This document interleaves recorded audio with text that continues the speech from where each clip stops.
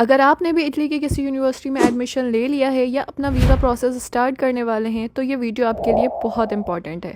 आज के इस वीडियो में मैं बात करने वाली हूँ इटली स्टूडेंट वीज़ा की लेटेस्ट अपडेट्स के बारे में। इस वीडियो को मैं 3 पार्ट्स में डिवाइड करूंगी। फर्स्ट पार्ट में मैं डिस्कस करूंगी कि एडमिशन कंप्लीट होने के बाद क्या करना है। सेकंड पार्ट में मैं complete Italy student visa document checklist को एक्सप्लेन करूंगी कि वो कौन कौन से डॉक्यूमेंट्स हैं जो आपने एम्बेसी को प्रेजेंट करने, प्लस साथ ही साथ आपको बताऊंगी कि वीज़ा एप्लीकेशन फॉर्म फिल करते वक्त किन किन चीज़ों का ख्याल रखना है। और सबसे लास्ट पार्ट में मैं आपको एक्सप्लेन करूंगी कि आपने कौन कौन से डॉक्यूमेंट्स को कहाँ से अपोस्टाइल करवाना है या अटेस्ट करवाना है। आज की वीडियो होने वाली है बहुत ही इन्फॉर्मेटिव, तो बिना किसी डिले के स्टार्ट करते हैं। सबसे पहले स्टेप नंबर 1, एडमिशन कंप्लीट होने के बाद क्या करना है। आपने सबसे पहले इंश्योर करना है कि यूनिवर्सिटी ने एडमिशन कंफर्म कर दिया है और आपकी यूनिवर्सिटी एप्लीकेशन वैलिडेट हो चुकी है। उसके बाद अगर यूनिवर्सिटी ने ट्यूशन फी या एनरोलमेंट फी डिमांड की है तो आपने जल्द से जल्द उस प्रोसेस को कंप्लीट करना है, उसका प्रूफ भी रेडी रखना है। देन इसके बाद आप अपना वीजा फाइल प्रिपेयर करना स्टार्ट कर सकते हैं। अब बात करते हैं स्टेप नंबर 2 की, जो कि है डॉक्यूमेंट चेकलिस्ट। देखते हैं वो कौन कौन से डॉक्यूमेंट्स हैं जो 2026 की लेटेस्ट अपडेट के मुताबिक इटालियन एम्बेसी को रिक्वायर्ड है।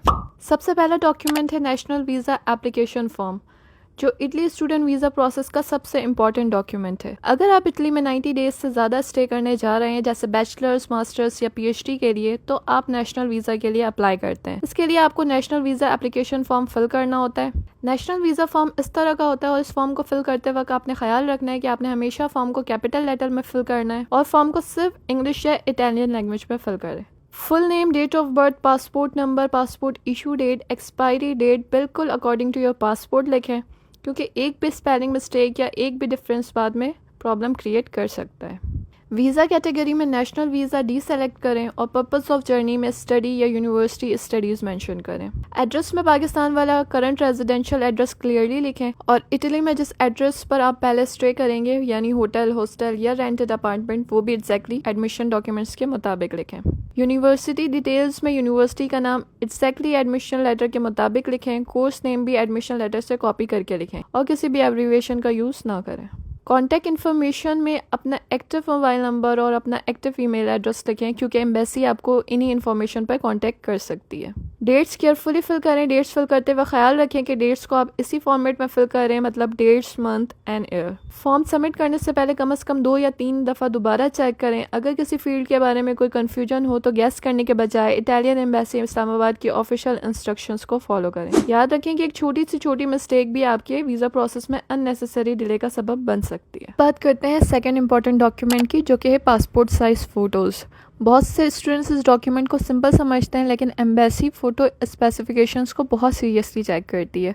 अगर फ़ोटो रिक्वायर्ड स्टैंडर्ड्स के मुताबिक ना हो तो आपकी एप्लीकेशन एक्सेप्ट होने में डिले हो सकता है, क्योंकि फिर एम्बेसी आपको कहेगी कि आप जाएं और पहले दोबारा से पिक्चर्स बनवा कर आएं। तो क्वेश्चन ये है कि पासपोर्ट फ़ोटो कैसी होनी चाहिए। तो पासपोर्ट फ़ोटो जो है वो आपकी रीसेंट होनी चाहिए, यानी प्रेफरेबली 6 मंथ्स के अंदर ली गई हो। बैकग्राउंड इसका प्लेन वाइट होना चाहिए। ग्लिटरी या ग्लॉसी बैकग्राउंड बिल्कुल भी नहीं होना चाहिए। फ़ोटो आपकी क्लियर और हाई क्वालिटी होनी चाहिए। फेस कैमरा की तरफ सीधा होना चाहिए और फेशियल एक्सप्रेशंस बिल्कुल नॉर्मल होने चाहिए। स्माइल या फनी एक्सप्रेशंस आपने अवॉइड करना है। फोटो को ब्यूटी फिल्टर, एआई एनहांसमेंट या एक्सेसिव एडिटिंग के साथ सबमिट ना करें। नेचुरल और ओरिजिनल फोटो ही सबमिट करें। पासपोर्ट फोटोज किसी प्रोफेशनल फोटो स्टूडियो से बनवाएं और उन्हें बताएं कि ये इटली नेशनल स्टूडेंट्स वीज़ा के लिए हैं, ताकि फिर वो इंटरनेशनल वीज़ा स्टैंडर्ड के मुताबिक आपकी फ़ोटो प्रिपेयर करें। अब बात करते हैं पासपोर्ट की, जो कि आपकी इटली स्टूडेंट वीज़ा एप्लीकेशन का एक इंपॉर्टेंट डॉक्यूमेंट है। वीज़ा एप्लीकेशन सबमिट करते वक्त आपका जो पासपोर्ट है वो एटलीस्ट 6 मंथ या उससे ज़्यादा के लिए वैलिड होना चाहिए। अगर पासपोर्ट की वैलिडिटी कम रह गई हो तो पहले आप उससे रिन्यू करवाएं, देन आप अपनी एप्लीकेशन सबमिट करें। ओके, उसके बाद जो इंपॉर्टेंट डॉक्यूमेंट है वो है प्रूफ ऑफ रेजिडेंस, जिसके लिए आपको अपना डोमिसाइल और CNIC प्रोवाइड करना होता है, क्योंकि एम्बेसी को आपकी आइडेंटिटी और पाकिस्तान में आपकी परमानेंट रेजिडेंस वेरीफाई करनी होती है। डोमिसाइल सर्टिफिकेट ये शो करता है कि आप पाकिस्तान के किस डिस्ट्रिक्ट या किस प्रोविंस के परमानेंट रेजिडेंट है, और अपनी CNIC भी आपने कलर प्रिंट में भी और नॉर्मली भी प्रिंट करवा कर साथ लेकर जानी है। अब बात करते हैं नेक्स्ट इंपॉर्टेंट डॉक्यूमेंट की, जो कि है प्रूफ ऑफ ट्रांसपोर्टेशन। बहुत से स्टूडेंट्स इस रिक्वायरमेंट को देखकर कंफ्यूज हो जाते हैं। प्रूफ ऑफ ट्रांसपोर्टेशन का मतलब ये होता है कि आपने ये शो करना है इटली ट्रैवल करने का प्लान आपका कब का है और क्या है। अक्सर इसके लिए फ्लाइट रिजर्वेशन या ट्रैवल आइटिनरी, जिसको डमी टिकट भी कहा जाता है, वो सबमिट की जाती है। मेरी सजेशन ये है कि अगर आपकी आज सबमिशन है तो आप अपनी आइटिनरी 2.5 से 3 महीने बाद की प्रोवाइड करें, क्योंकि एम्बेसी को इतना टाइम तो लग ही जाता है आपको डिसीजन देने में। अच्छा, बहुत से स्टूडेंट्स ये पूछते हैं कि ट्रैवल आइटिनरी और फ़्लाइट टिकट में क्या डिफरेंस है। सिंपल लैंग्वेज में समझे तो ट्रैवल आइटिनरी एक ट्रैवल प्लान होता है जो ये शो करता है कि आप किस डेट को किस एयरलाइन से और किस रूट के थ्रू इटली ट्रैवल करने का प्लान बना रहे हैं। ये ज़रूरी नहीं है कि ट्रैवल आइटिनरी का मतलब हमेशा पेड एयर टिकट हो। आसान अल्फाज में ट्रैवल आइटिनरी सिर्फ आपके ट्रैवल प्लान का रिकॉर्ड होता है, जबकि फ़्लाइट टिकट आपकी कंफर्म्ड और पेड बुकिंग टिकट होती है। दोनों एक चीज़ नहीं है, दोनों में डिफरेंस है। कभी भी फेक आइटिनरी या फेक बुकिंग सबमिट ना करें, हमेशा जीनियन डॉक्यूमेंट्स ही यूज़ करें क्योंकि एम्बेसी ज़रूरत पड़ने पर उसकी वेरिफिकेशन भी कर सकती है। अब बात करते हैं नेक्स्ट डॉक्यूमेंट की, जो कि है health and travel insurance. Health and travel insurance इसलिए ज़रूरी होता है क्योंकि हेल्थ एंड ट्रैवल इंश्योरेंस के ज़रिए एम्बेसी को यह यकीन होता है कि अगर अल्लाह ना करे इटली में आपके साथ कोई मिसहैप हो जाता है, कोई मेडिकल इमरजेंसी हो जाती है, अगर आप बीमार हो जाएं, एक्सीडेंट हो जाए या इमरजेंसी मेडिकल ट्रीटमेंट की ज़रूरत पड़े, तो उसके एक्सपेंसेस के लिए आपके पास प्रॉपर कवरेज अवेलेबल है। ये आपकी सेफ्टी और फाइनेंशियल प्रोटेक्शन दोनों के लिए इम्पोर्टेंट है। इसलिए एम्बेसी एम्फेसाइज करती है कि आप अपनी 1 साल की health and travel insurance provide करें, बट मेक श्योर कि आप किसी ऑथेंटिक एजेंसी से ही अपनी health and travel insurance purchase करें। पॉलिसी की वैलिडिटी डेट्स एंड कवरेज को ध्यान से चेक करें ताकि वो आपके ट्रैवल और इनिशियल स्टे के मुताबिक हो। ओके, अब बात करते हैं अकोमोडेशन प्रूफ की। तो इटली स्टूडेंट वीज़ा के लिए एम्बेसी को ये दिखाना ज़रूरी होता है कि इटली पहुंचने के बाद आप कहाँ स्टे करेंगे, इसलिए आपको अपनी अकोमोडेशन का वैलिड प्रूफ सबमिट करना होता है। पहले आपको सिर्फ 1 मंथ का अकोमोडेशन प्रूफ सबमिट करना होता था, लेकिन अब एम्बेसी ने इसको 1 मंथ से बढ़ाकर 45 डेज़ का कर दिया। तो अकोमोडेशन प्रूफ में आप 45 डेज़ की होटल बुकिंग भी शो करवा सकते हैं, या आपका कोई दोस्त या रिश्तेदार अगर वहाँ रहता हो तो वो आपको हॉस्पिटल भी प्रोवाइड कर सकता है। इसके अलावा अगर यूनिवर्सिटी ने आपको हॉस्टल अलॉट किया है तो आप उसका ऑफिशियल कंफर्मेशन लेटर भी प्रिंट करवा के शो करवा सकते हैं। या अगर आप रेंट पे अपार्टमेंट ले रहे हैं तो एटलीस्ट 45 डेज का साइंड रेंटल एग्रीमेंट आपने सबमिट करना है। ओके, नेक्स्ट डॉक्यूमेंट है यूनिवर्सिटी प्री इनरोलमेंट समरी। जब आपकी यूनिवर्सिटी आपकी प्री इनरोलमेंट एप्लीकेशन को वैलिडेट कर दे तो आप यूनिवर्सिटी प्री इनरोलमेंट समरी का ऑफिशियल PDF डाउनलोड कर सकते हैं। यह डॉक्यूमेंट इस बात का प्रूफ होता है कि आपकी pre enrolment application university portal पर प्रोसेस हो चुकी है। लेकिन प्री इनरोलमेंट समरी से रिलेटेड एक न्यू अपडेट आई है कि यूनिवर्सिटी अब कंडीशनल प्री इनरोलमेंट भी प्रोवाइड कर रही है। कंडीशनल का मतलब होता है कि यूनिवर्सिटी ने आपकी प्री इनरोलमेंट को कुछ कंडीशंस के साथ अप्रूव किया है। सो इसलिए मेक श्योर कि अगर आपकी प्री इनरोलमेंट समरी एम्बेसी को फॉरवर्ड हो चुकी है और वो कंडीशनल है तो आपने पहले अपनी यूनिवर्सिटी को कॉन्टेक्ट करना है। जो भी कंडीशन मेंशन किए गए हैं पहले उन्हें टाइम पर क्लियर करना है, और ये कंडीशंस यूनिवर्सिटी की एडमिशन लेटर या रिमार्क्स में लिखी होती हैं। तो आपने अपना एडमिशन लेटर और यूनिवर्सिटी रिमार्क्स ध्यान से पढ़ना है और उसमें देखना है कि यूनिवर्सिटी ने किस कंडीशन का जिक्र किया है। अगर कोई डॉक्यूमेंट पेंडिंग है तो सबसे पहले यूनिवर्सिटी की इंस्ट्रक्शंस के मुताबिक उसे कंप्लीट करें, और अगर कोई भी कंफ्यूजन हो तो डायरेक्टली यूनिवर्सिटी से रिटन क्लैरिफिकेशन लें ताकि आपका case successfully without any condition embassy में सबमिट हो सके। ओके, नेक्स्ट इंपॉर्टेंट डॉक्यूमेंट हमारे पास है मोटिवेशन लेटर, जिसको स्टेटमेंट ऑफ पर्पस भी कहा जाता है। वैसे तो ये बस एक फॉर्मल डॉक्यूमेंट होता है, लेकिन इस लेटर पर आपका पूरा वीज़ा रिलाई करता है। ये लेटर एम्बेसी या यूनिवर्सिटी को आपकी स्टडी प्लान्स और इंटेंशन समझने में मदद करता है, जिसमें आप एक्सप्लेन करते हैं कि आप इटली में स्टडी क्यों करना चाहते हैं, आपने ये यूनिवर्सिटी और ये कोर्स क्यों चूज़ किया, आपका एकेडमिक बैकग्राउंड क्या है और आपके फ्यूचर करियर गोल्स क्या हैं, और डिग्री कंप्लीट होने के बाद आप क्या अचीव करना चाहते हैं, आपका क्या प्लान है। याद रखें, मोटिवेशन लेटर का मकसद किसी को इम्प्रेस करना नहीं बल्कि अपनी स्टोरी और स्टडी प्लान्स को ऑनेस्टली और क्लियरली एक्सप्लेन करना होता है। अगर आपका SOP जीनियन, वेल ऑर्गेनाइज्ड और आपके डॉक्यूमेंट्स के साथ कंसिस्टेंट होगा तो आपकी एप्लीकेशन ज़्यादा प्रोफेशनल लगेगी। एक अच्छा मोटिवेशन लेटर वो होता है जो आपकी अपनी कहानी बताए। किसी और का SOP कॉपी करने से बचे, क्योंकि यूनिवर्सिटी और एम्बेसी ओरिजिनलिटी को बहुत इंपॉर्टेंस देती हैं। इससे हमेशा अपनी एजुकेशंस बताएं, अपने गोल्स और इटली चूज़ करने की आपकी जो असली वजह है वो ही लिखें। ओके, अब नेक्स्ट डॉक्यूमेंट है university admission letter. University admission letter एक ऑफिशियल डॉक्यूमेंट होता है जो यूनिवर्सिटी इशू करती है। इस लेटर से ये कंफर्म होता है कि यूनिवर्सिटी ने आपकी एप्लीकेशन इवेलुएट कर ली है और आपको किसी स्पेसिफिक कोर्स में एडमिशन ऑफर किया है। ये डॉक्यूमेंट आपकी वीज़ा एप्लीकेशन का कोर डॉक्यूमेंट होता है। एडमिशन लेटर को हमेशा अपनी वीज़ा फाइल के फ्रंट सेक्शन में रखें, क्योंकि यह सबसे इम्पॉर्टेंट सपोर्टिंग डॉक्यूमेंट्स में से एक है। कुछ यूनिवर्सिटीज़ एडमिशन्स लेटर को लेटर की फॉर्म में प्रोवाइड नहीं करती, तो आपको जो एक्सेप्टेंस ईमेल आती है तो आपने उसका स्क्रीनशॉट लेना है और उसका प्रिंट आउट निकलवा कर अपनी फाइल में लगाना है। अब बात करते हैं नेक्स्ट डॉक्यूमेंट की, जो कि है डिक्लेरेशन ऑफ वैल्यू, जिसको DOV भी कहा जाता है, और सीमिया की। बहुत से स्टूडेंट्स कंफ्यूज होते हैं कि इन दोनों में क्या डिफरेंस है और किस डॉक्यूमेंट की ज़रूरत होती है। तो सिंपल लैंग्वेज में समझे तो DOV और सीमिया दोनों आपकी फॉरेन एजुकेशनल क्वालिफिकेशंस को इवेलुएट करने के लिए यूज़ किए जाते हैं। इटली की यूनिवर्सिटीज़ इन डॉक्यूमेंट्स की मदद से वेरीफाई करती है कि आपकी डिग्री या सर्टिफिकेट्स इटली के एजुकेशन सिस्टम के मुताबिक एक्सेप्टेबल हैं या नहीं। अब सवाल यह है कि DOV या सीमिया में से किसकी ज़रूरत होती है, तो इसका जवाब सिर्फ एक ही है। ये आपकी यूनिवर्सिटी की रिक्वायरमेंट पर डिपेंड करता है। कुछ यूनिवर्सिटीज़ सिर्फ DOV एक्सेप्ट करती हैं, कुछ सिर्फ सीमिया एक्सेप्ट करती हैं, और कुछ यूनिवर्सिटीज़ DOV या सीमिया दोनों में से कोई एक एक्सेप्ट कर लेती हैं। लेकिन इस साल ये चेंज आया है कि जो भी स्टूडेंट्स प्री इनरोलमेंट के लिए अप्लाई कर रहे हैं, यूनिवर्सिटी की तरफ से प्री इनरोलमेंट की कंडीशनल समरी आ रही है कि आपने अपना सीमिया प्रोवाइड करना है, और जब तक सीमिया प्रोवाइड नहीं करेंगे फिर वो कंडीशन रिमूव नहीं होगा। अगर यूनिवर्सिटी ने DOV या सीमिया मैंडेटरी किया है तो इस प्रोसेस को लास्ट मोमेंट तक डिले ना करें, क्योंकि इन डॉक्यूमेंट्स को इशू होने में कुछ हफ्ते लग सकते हैं। इसके बाद बात करते हैं नेक्स्ट डॉक्यूमेंट की, जो कि है लैंग्वेज रिक्वायरमेंट की। याद रखें कि यूनिवर्सिटी की एडमिशन रिक्वायरमेंट्स और एम्बेसी की वीज़ा रिक्वायरमेंट्स दो अलग अलग चीज़ें हैं। बहुत सारी यूनिवर्सिटीज़ विदाउट आइल्स एडमिशन ऑफर करती हैं, लेकिन एम्बेसी की तरफ से रिक्वायरमेंट है कि आपके पास एटलीस्ट B2 लेवल का internationally recognised English proficiency test होना चाहिए। तो अगर आपको बिना आइल्स के एडमिशन मिल गया है लेकिन आपने अभी तक अपना वीज़ा अप्लाई नहीं किया, तो मेरी रिकमेंडेशन यही होगी कि वीज़ा अप्लाई करने से पहले आप अपना आइल्स दे दें। इससे आपके वीज़ा के चांसेस स्ट्रॉन्ग हो जाते हैं। अगर एम्बेसी को ज़रूरत महसूस हो तो वो इंटरव्यू के दौरान ही आपका इंग्लिश प्रोफिशिएंसी असेस कर सकती है, लेकिन अगर एम्बेसी एडिशनल डॉक्यूमेंट्स रिक्वेस्ट करती है तो फिर आपको अपना आइल्स प्रोवाइड करना ही पड़ेगा। तो इसलिए बेहतर है कि आप लास्ट मोमेंट का वेट ना करें, बल्कि वीज़ा अप्लाई करने से पहले ही अपने आइल्स की तैयारी करें और अपना आइल्स दे दें। ओके, अब नेक्स्ट है हमारे पास bank statement and financial documents.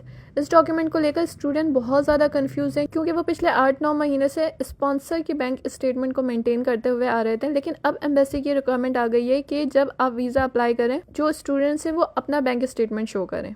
तो इसमें आपको परेशान होने की ज़रूरत नहीं है। जो पैसा आपने स्पॉन्सर के अकाउंट में शो करवाया था वो आपने पे ऑर्डर की सूरत में, चेक की सूरत में, ऑनलाइन ट्रांसफ़र या डिमांड ड्राफ्ट की सूरत में आपने अपने अकाउंट में ट्रांसफ़र कर लेना है, थोड़ा थोड़ा करके, ताकि आपका अकाउंट भी मेंटेन हो सके। आपने सारा अमाउंट एक साथ ट्रांसफ़र नहीं करना, थोड़ा थोड़ा करके अपने अपने अकाउंट में ट्रांसफ़र करना है। तो जब ये अमाउंट आपके अकाउंट में ट्रांसफ़र हो जाएगा तो एम्बेसी की डिमांड पूरी हो जाती है, जिसमें वो ये रिक्वायर करती है कि स्टूडेंट का 6 मंथ ओल्ड बैंक स्टेटमेंट चाहिए। अब बारी आ जाती है आपके स्पॉन्सर की, तो आपने अपने स्पॉन्सर की भी 6 मंथ की ओल्ड बैंक स्टेटमेंट शो करवानी है। इससे कोशिश करें कि जब आप अपने स्पॉन्सर की बैंक स्टेटमेंट प्रोवाइड करें तो उसके अंदर भी एटलीस्ट 8 से 10 लाख होने चाहिए, ताकि एक अच्छा इंप्रेशन क्रिएट हो। अगर आपके स्पॉन्सर ने आपके अकाउंट में सारे पैसे ट्रांसफ़र कर दिए, उसके बाद भी उनके अकाउंट में पैसे हैं, तो इसका मतलब ये होता है कि उनके पास एक कंटिन्यूटी ऑफ फंड आता रहता है, पेंशन की सूरत में, या अगर कोई बिजनेस है तो उसकी इनकम आती रहती है। और अगर आपको फ्यूचर में भी कोई फाइनेंशियल हेल्प ज़रूरत पड़ेगी तो जो आपका स्पॉन्सर है वो आपको फ्यूचर में भी सपोर्ट कर सकता है। तो आपने अपना भी 6 मंथ का ओल्ड बैंक स्टेटमेंट शो करवाना है और अपने स्पॉन्सर का भी 6 month old bank statement show करना है। इसके अलावा दोनों अकाउंट्स की अकाउंट मेंटेनेंस सर्टिफिकेट भी आपको बैंक से निकलवा कर साथ लेकर जाना है। अब बात करते हैं टैक्स रिटर्न की। तो आप लोगों ने लास्ट 3 इयर्स के टैक्स रिटर्न शो करवाने। पहले 2 साल का टैक्स रिटर्न चाहिए होता था, लेकिन अब उसको बढ़ाकर एम्बेसी ने 3 साल का कर दिया है। तो जो कोई भी आपका स्पॉन्सर है, आपने उसका 3 इयर्स का टैक्स रिटर्न भी शो करवाना है। अब बात करते हैं स्पॉन्सरशिप एफिडेविट की, जिसे एफिडेविट ऑफ फाइनेंशियल सपोर्ट भी कहा जाता है। ये एक लीगल डिक्लेरेशन होती है जिसमें आपका स्पॉन्सर ऑफिशियली ये डिक्लेयर करता है कि वो इटली में आपके एजुकेशन और लिविंग एक्सपेंसेस को फाइनेंशियली सपोर्ट करेगा। कोशिश करें कि आप इस एफिडेविट को जनरलाइज वे में बनवाएं। इसमें कोई भी अमाउंट मेंशन ना करें, क्योंकि अगर आप अमाउंट मेंशन करेंगे तो मुफा उसको अटेस्ट कर नहीं देगा। ओके, नेक्स्ट डॉक्यूमेंट है फैमिली रजिस्ट्रेशन सर्टिफिकेट, जिसे FRC भी कहा जाता है। अगर आप पेरेंट्स या फैमिली स्पॉन्सरशिप पर अप्लाई कर रहे हैं तो सिर्फ उनकी बैंक स्टेटमेंट सबमिट करनी काफी नहीं होगी, आपको FRC भी अटैच करना होगा, क्योंकि एम्बेसी को ऑफिशियली प्रूफ करना होता है कि जो स्पॉन्सर है वो वाकई आपका फैमिली मेंबर है। इससे आपकी फाइनेंशियल फाइल जो है और भी स्ट्रॉन्ग बन जाती है। FRC आप किसी भी नादरा की रजिस्ट्रेशन सेंटर से बनवा सकते हैं, या फिर आप पाक ID के थ्रू भी डाउनलोड कर सकते हैं। मैं आपको पाक ID ही रिकमेंड करूंगी कि आप पाक ID में रजिस्टर करें, वहां से FRC के लिए अप्लाई करें और तकरीबन 1-2 घंटे में वहां से आप अपनी खूबसूरत सी कलरफुल FRC वहां से डाउनलोड डाउनलोड कर सकते हैं ईजिली, बिना किसी लाइन के और बिना किसी वेट के। तो यहाँ पर हमारा सेकंड पार्ट कंप्लीट हो जाता है कि इटालियन एम्बेसी इस्लामाबाद ने जो न्यू चेकलिस्ट प्रोवाइड की है उसके अकॉर्डिंग हमें कौन कौन से डॉक्यूमेंट्स की ज़रूरत है, और हर डॉक्यूमेंट के बारे में मैंने आपको प्रॉपर्ली गाइड भी कर दिया है। फिर भी अगर आपको कोई भी कन्फ्यूजन है या कोई पॉइंट आपको समझ नहीं आया तो आप मुझसे कमेंट सेक्शन में पूछ सकते हैं। ओके, तो अब बात करते हैं इस वीडियो की लास्ट पार्ट के बारे में, जिसमें मैं आपको ये एक्सप्लेन करूंगी कि आपने कौन कौन से डॉक्यूमेंट्स को कहाँ से अटेस्ट करवाना है या अपोस्टाइल करवाना है, ताकि आपके माइंड में डॉक्यूमेंट्स अटेस्टेशन को लेकर कोई भी कन्फ्यूजन ना रहे। तो सबसे पहले आते हैं आपके educational documents, matric till higher education. आपने अपने एजुकेशनल डॉक्यूमेंट्स को अपने रेलेवेंट बोर्ड से अटेस्ट करवाना है। लाइक मैट्रिक और इंटर के डॉक्यूमेंट्स को आप IBC से अटेस्ट करवाएंगे, और बैचलर्स और मास्टर्स के डॉक्यूमेंट्स को HEC से अटेस्ट करवाएंगे। देन आप इन तमाम डॉक्यूमेंट्स को अपोस्टाइल करवाएंगे। And then according to the new requirement of Italian embassy Islamabad, आपकी जो FRC है वो भी अपोस्टाइल होगी, आपने उसको भी मिनिस्ट्री ऑफ फॉरेन अफेयर्स से अपोस्टाइल करवाना है। उसके बाद अगर आपका अपना एफिडेविट है, सेल्फ स्पॉन्सर का एफिडेविट है, या अगर आपका कोई और स्पॉन्सर है और वो आपको एफिडेविट लिख कर दे रहा है तो वो भी अपोस्टाइल होगा। उसके बाद जो आपकी डोमिसाइल होगी, ओरिजिनल डोमिसाइल और उसकी एक कॉपी, ये दोनों डॉक्यूमेंट भी अटेस्ट होगा, लेकिन आपका ये डॉक्यूमेंट मतलब डोमिसाइल और उसकी कॉपी नोटरी पब्लिक से अटेस्ट होंगे। उसके बाद आपका अपना CNIC का जो स्पॉन्सर है उसका CNIC आपने A4 पर सैंपल की तरह प्रिंट करवाना है एंड देन इसको नोटराइज करवाना है। उसके बाद आ जाता है आपका पासपोर्ट। आपका पासपोर्ट भी इसी तरह से A4 पेज पर प्रिंट होगा और उसको भी आपने नोटराइज करवाना है, मतलब नोटरी पब्लिक से अटेस्ट कर। ओके, तो ये तो हो गई तमाम अटेस्टेशंस की डिटेल्स मैंने आपको बता दी कि कौन कौन से डॉक्यूमेंट्स कहाँ से अटेस्ट होंगे। ओके, अब बात आ जाती है ट्रांसलेशन की कि हमें कौन कौन से डॉक्यूमेंट्स को ट्रांसलेट करवाना है। जितने भी आपके एजुकेशनल डॉक्यूमेंट्स हैं वो ट्रांसलेट होंगे। आपका जो एफिडेविट है वो स्टाइल होने के बाद ट्रांसलेट होगा, और अगर आपका डोमिसाइल उर्दू में है तो वो इंग्लिश में ट्रांसलेट होगा, या अगर आपकी कोई सेल डीड है या कोई और डॉक्यूमेंट्स है जो उर्दू में है तो वो भी ट्रांसलेट होगी। So that's all for now. इस वीडियो में स्टार्टिंग से लेकर एंड तक जितनी भी चीज़ें आपको वीज़ा सबमिशन के लिए चाहिए मैंने एक एक चीज़ एक्सप्लेन कर दी है। कौन कौन से डॉक्यूमेंट्स चाहिए, किस डॉक्यूमेंट का क्या पर्पज़ है, किस किस डॉक्यूमेंट्स को आपने कहाँ से अटेस्ट करवाना है, सारी चीज़ें मैंने आपको इस वीडियो में एक्सप्लेन कर दी है। एंड आई होप कि अब आपके माइंड में कोई भी कन्फ्यूजन नहीं होगी डॉक्यूमेंट्स को लेकर। एंड वन मोर थिंग कि जिन लोगों को एम्बेसी की तरफ से अपॉइंटमेंट्स मिलना शुरू हो गई हैं और उनके डॉक्यूमेंट्स प्रिपेयर नहीं है, कोई डॉक्यूमेंट है जो अपोस्टाइल नहीं हुआ है, अटेस्ट नहीं हुआ है, तो आपने पैनिक क्रिएट नहीं करना है। आपने एम्बेसी जाना है, अपने डॉक्यूमेंट सबमिट करना है। तो वहाँ पर आपकी जो भी चीज़ें मिसिंग होंगी या जो भी चीज़ें रह जाएंगी तो एम्बेसी आपको 15 डेज़ 2 वीक्स का टाइम दे देती है कि विद इन दैट पीरियड आप जो है वो अपने डॉक्यूमेंट्स को कंप्लीट करवा कर फिर सबमिट करवा दें। तो आई थिंक सारी चीज़ें मेरी तरफ से क्लियर है, मैंने हर चीज़ आपको एक्सप्लेन कर दी है। लेकिन इसके अलावा भी अगर आपके जहन में कोई क्वेश्चन है या आपको कोई चीज़ समझ नहीं आई है तो आप कमेंट सेक्शन में पूछ सकते हैं। एंड जो भी स्टूडेंट्स इटली जा रहे हैं या इटली जाने का सोच रहे हैं, जिन्होंने एडमिशन्स के लिए अप्लाई कर लिया या नेक्स्ट इनटेक में अप्लाई करना चाहते हैं, आप उनसे मेरी वीडियो शेयर कर सकते हैं। And don't forget to like and subscribe. अल्लाह हाफ़िज़।